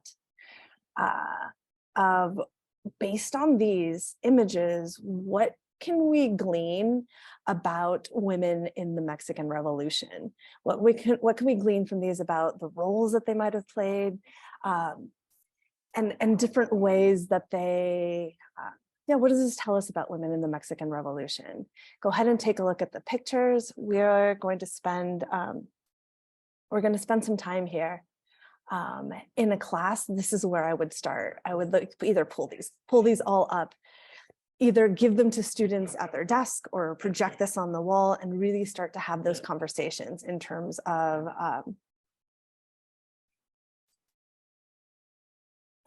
roles that we see women playing in the revolution. And I have lost my chat.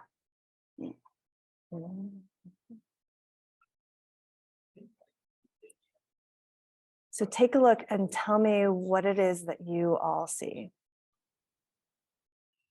Would you like me to read some of the chat, or did you find it, Vanessa? Please, like I said, I've only got one screen, and so if you can read the chat, that would be awesome, Amparo. Wonderful. We see a lot of comments about being active and powerful, challenging gender roles, that women were respected and valued, that some women were armed, some were dressed as men, some were dressed as women. Women had an active role, they were respected, they were musicians and soldiers, they were integrated into the revolution. That inclusivity matters with all the different cultures that we learn about in world culture. Some people are wondering if these were staged and thinking about were these for propaganda purposes, but then also were women cooks and cleaners and just serving the men. So another comment is, were women serving as helpers? And then what kinds of active roles did women have? The last comment is about women were walking and men were mounted. And what does that tell us about that? Thank you, Amparo. Yeah, I love all of these different things that people are saying. All of these different ways that we see different roles that women are playing. I'd like to call our attention to the photo in the top right.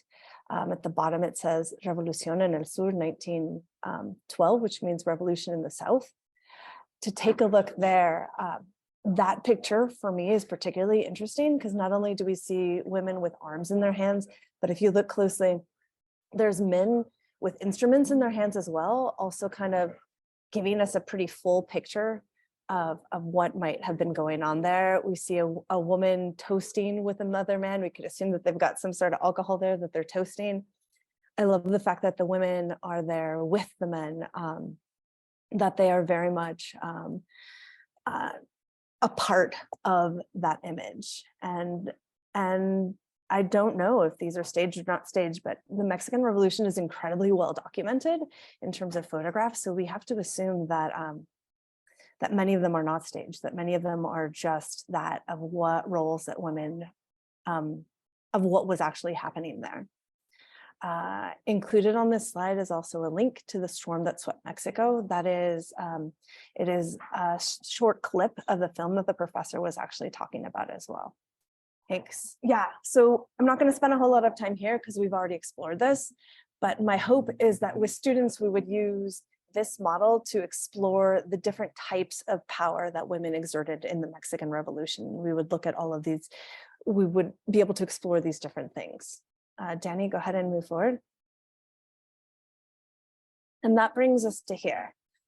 We have a whole list of different sources. These are the sources that I would present to students to be able to take a look at and figure out what types of powers do we see women exerting in the Mexican Revolution. Those first four are fairly straightforward.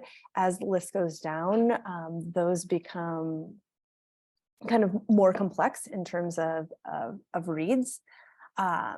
We're going to spend some time here for you all to be able to explore this list, to take a look at the different sources that are here.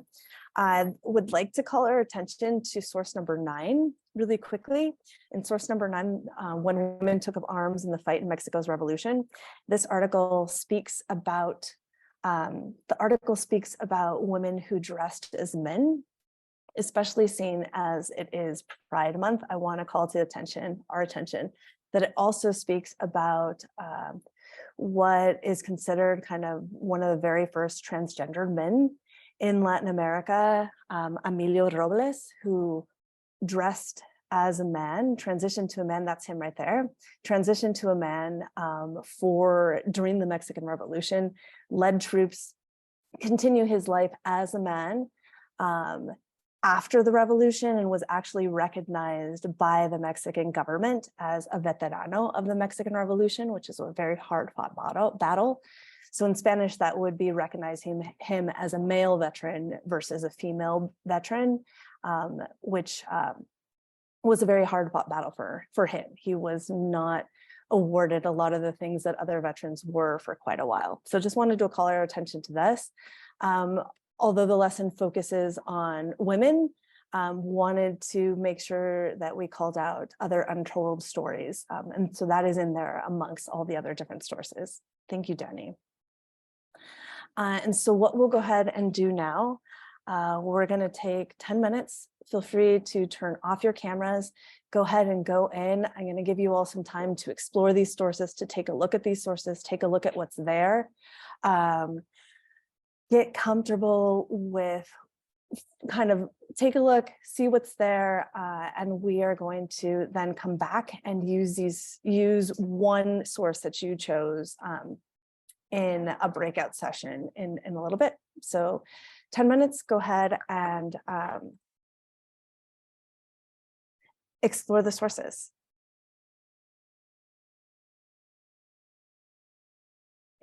Right on, folks. Thank you so much. I hope that you enjoyed looking through those. There's some really rich stuff. I particularly like the stuff in the Library of Congress. There's a lot of things in there for you to use and adapt with your students.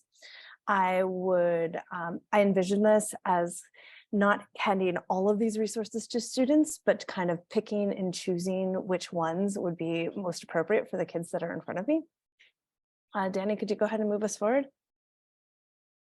Thank you. And that brings us to the question. So this is what I would like students to do with this. Here is the question.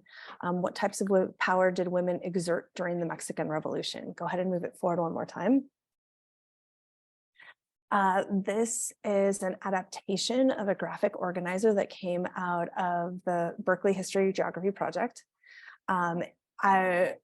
What I would do with this with students would be to hand them this graphic organizer, put them into groups or into pairs, depending on the class that I have them look at a primary source, one of those documents or one of those sources there, and have them start to identify where they see examples of women exerting these types of power in that source. What we're going to do here in a minute is we are going to put you all into breakout rooms, and you will choose one source, and we're going to let you know, depending on what breakout room you're in, which type of power that you're going to be looking at.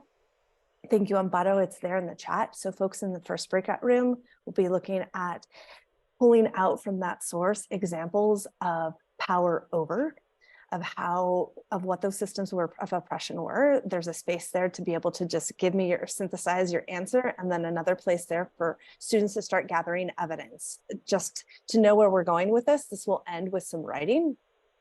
And so here really a graphic organizer to help students scaffold to get them to that writing, and to be able to be, as they're reading, to look for one thing in particular, to be able to look at what types of power that they can see and evidence that they can find in that particular power source, in that particular source. So we're going to send folks to groups. Group 1 will be looking at power over. Breakout room 2 will be looking at power to or agency.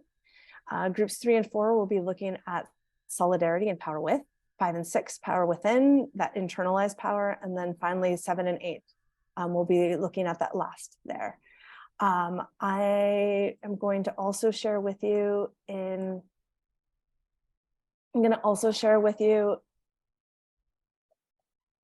here in the chat where you can find that graphic organizer for you to be able to type into right now. I ask that you go ahead and make a copy of that graphic organizer that you and the folks in your team could go ahead and type into.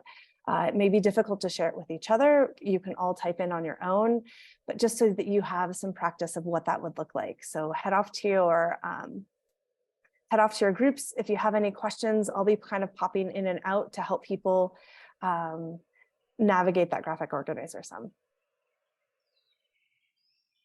All right, all the breakout rooms are open. Thank you, everyone. Thanks. We're all back. Awesome. All right, folks. We're running a little short on time, so we will start here. I hope that you had productive conversations. Feel free to use the chat to let me know kind of examples of types of power that you saw women exerting in those sources. Here is kind of my thinking as I looked through those sources and what I hope that students would eventually get towards. What I eventually hope that students would get towards.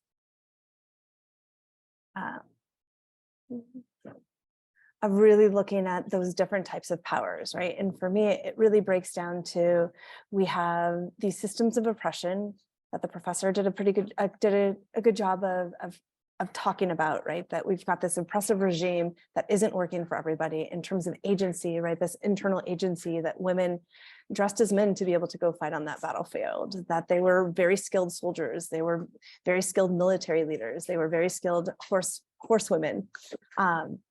We've got examples there in terms of that solidarity, right? Women supporting troops, either by feeding or caring for them or nursing with them or working in conjunction with them, working side by side, that internalized power of really believing that you can do this, right? We've got these great examples of women dressing as men to fight, then the men realizing that they are women dressed as men and kicking them out. And so then those women going as women, raising their own troops, being like, that's fine, I don't want to fight in your troops anyways, I'm going to raise my own troops of all women, or in some cases, troops of men and women, and I'm going to lead my own troops in battle, right? This crazy amount of internalized power with action behind it. And then the piece that I think is not often spoken about as much when we look at women soldaderas or women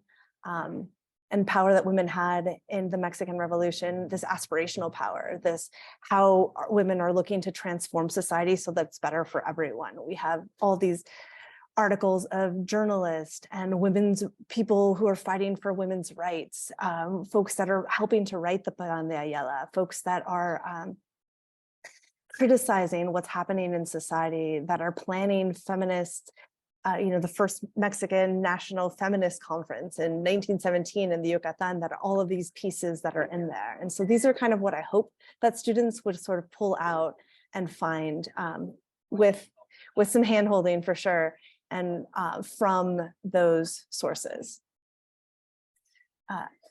Danny, go ahead. Next slide. And then as a 10th grader, I feel like you can't leave without doing some writing. Like we just need to get our students writing more.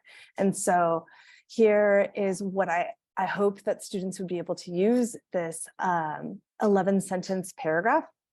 It's linked there for you, of helping students figure out how they could have their claim, support that claim with evidence, and that using of that transition from looking at the primary source with the inquiry question to that graphic organizer to doing some writing on that to answer that question.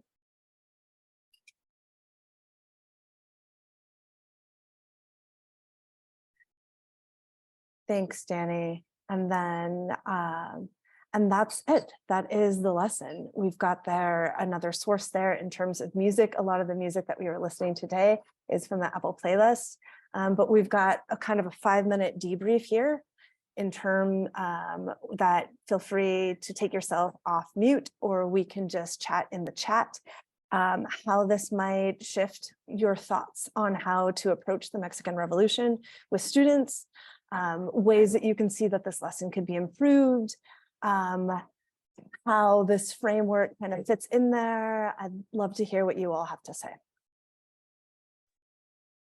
I think it could be interesting to start maybe a warm up like with the Constitution, because I think that students would pick out the amount of changes they see, like for women or even for workers, that they don't associate with other revolutions, more modern topics. And then you could then use those sources to ask, like, why do you think those things were included in the Constitution? I think that could be an interesting addition. I love that. Thank you. The copy of the completed graphic organizer is a part of the slide deck as well. Darcy, I think you've got your hand raised. Go for it. Just to get the kids up and out of the chairs, I think if you took the big chart paper and put all of these towers around the room, had your kids there, then, write in big markers, they could see it, right? And then they could all grab it for themselves or take pictures or whatever and compile it. I think it would be a great way to use everyone's individual information and put it all together for themselves. But yeah.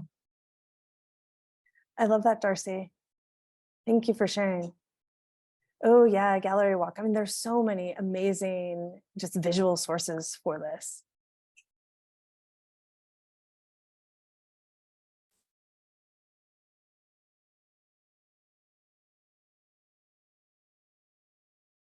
Edgar, yeah, I saw that clip as well, or I read that piece as well about Elisa, the 12-year-old who raised her own troops and got scared the United States soldiers out of her town. Adrian? I was just wondering from the Calisphere source, if you had to pick and choose, or if there was like a lot of pictures of women, because that would also be a really good gallery walk. I really like that activity for getting people into the topic of women being involved in revolution. So are there a lot more pictures like that in Calisphere, or? There were. Calisphere doesn't have a huge selection, but finding image between Calisphere, the Library of Congress, there's a lot of photographs of women in the Mexican Revolution. There, I want to say that Calisphere had probably 10 or so different photographs. And there are a lot of sources also, depending on the type of school and the type of students that you work with, there are a lot of sources in Spanish about women in the Mexican Revolution. Some really good books in Spanish as well.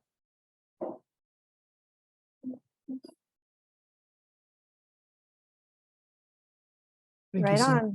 Well, thank you so much, folks. And I'll hand this back to Danny. Thank you, Vanessa. All right, folks, we're going to go ahead and get you out of here in a few minutes, but we wanted to share a couple of things with you. First of all, we have some great local connections to this story. This is a book by our faculty advisor, Kelly Lytle Hernandez, called Bad Mexicans, and it's the story of the Flores Magon brothers, who were seen as some of the leaders or the sort of sparks of the revolution, intellectual leaders of the revolution, who were banished from Mexico and found their way here to Southern California, and specifically the San Gabriel Valley. So this is that story of how they orchestrated the revolution from our backyard. In order to get this book, we're going to send out a final evaluation on the third day. The requirement is that you do attend all 3 days and complete the final evaluation, and then we'll be able to collect your address and mail the book out to you to receive at your home. So it's really cool. I'm also going to, well, I mean, Amparo, if you want to talk a little bit about this learning opportunity here. Sorry about that. My gardener just got here, so I'll try to overshadow my gardener. This is a great opportunity. We will be looking at films that help us think about justice. The first film, or it's a Institute for Teachers. You can please register there. And the first movie is about environmental justice and community organizing in Comerío, Puerto Rico. So Danny, a little bit, there's the link to register. We're really excited. The filmmakers will be joining us, and we'll have some teacher resources and lessons like we did today. Thank you, Amps. I'm going to put the link to that in the chat. So there it is, everyone. If you want to register, it's a great learning opportunity. You could also scan this if you want access to our website, our YouTube channel, where we're going to be posting these videos and some other items that we have there for you to explore. You'll also see our email addresses here on the page. So if you want to directly email Vanessa with any questions that you might have, or Amparo, or even Professor Francois, who's made herself available, there's her email address as well.